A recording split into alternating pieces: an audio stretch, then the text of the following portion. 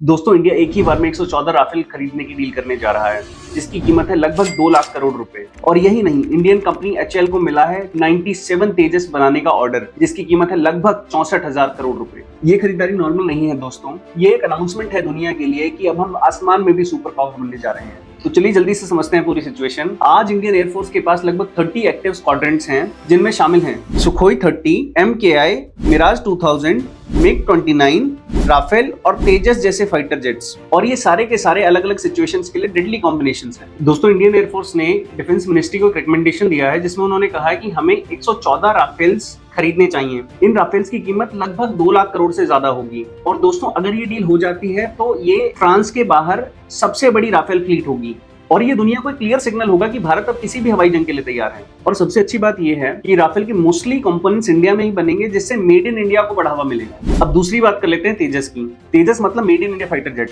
तो दोस्तों 25 सितंबर Indian defence ministry ने एचएएल को 97 तेजस का ऑर्डर दे दिया है, जिसकी कीमत है लगभग 64,000 करोड़ रुपए। और ये सारे तेजस विमान इंडिया में ही बनने वाले हैं। तेजस एक इंडिजीनियस जेट है, मतलब एसआर रडार और भारत की ताकत का सिंबल। दोस्तों फ्यूचर में तेजस मार्क 2 भी आ रहा है और AMCA भी आ रहा है। इसका मतलब ये है कि हम अपनी ताकत खुद बना रहे हैं। इस साल डिफेंस में मॉडर्नाइजेशन के लिए रिकॉर्ड एलोकेशन किया गया है और इसका मोस्टली पार्ट एयरक्राफ्ट पे जाने वाला है। इसका मतलब यह है कि हिंदुस्तान अपनी जमीन पे ही नहीं, आसमान में भी अनबीटेबल रहेगा। जहां हम इतने फाइटर जेट्स खरीदने की बात कर रहे हैं, वहीं MiG-21 और MiG-27 जैसे फाइटर जेट्स रिटायर भी हो रहे हैं। और MiG-21 तो आज ही रिटायर हो रहा है, यानी कि 26 सितंबर को। और विश्वास मानिए, इस फाइटर जेट ने हमें कई युद्ध जिताए हैं। तो MiG-21 को मेरा सलाम है दोस्तों। तो ये सारी डेवलपमेंट को देखते हुए मुझे तो ये लगता है कि जो भी हिंदुस्तान को आसमान में चुनौती देगा, वो हवा में उड़ा दिया जाएगा। वीडियो को खत्म करने से पहले MiG-21 को एक और सलाम, जिसने हमें 1971 वॉर और करगिल में युद्ध जिताने में मदद की। अगर आपको भी ये लगता है कि MiG-21 के बिना हम 1971 और करगिल नहीं जीत पाते, तो कमेंट बॉक्स में MiG-21 लिखना ना भूलिएगा। आप देख रहे थे योटन भारत,